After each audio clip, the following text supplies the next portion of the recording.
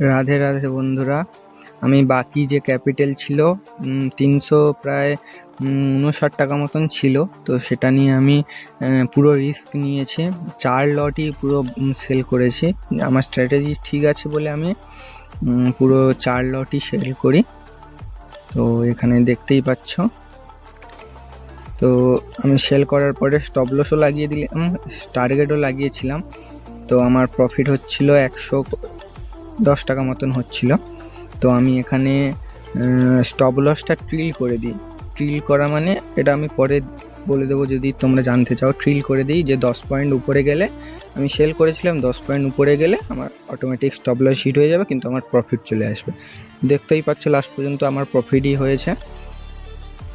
তো আমার 489 টাকা মতো প্রফিট, এত টাকা টোটাল ক্যাপিটাল হয়ে আছে।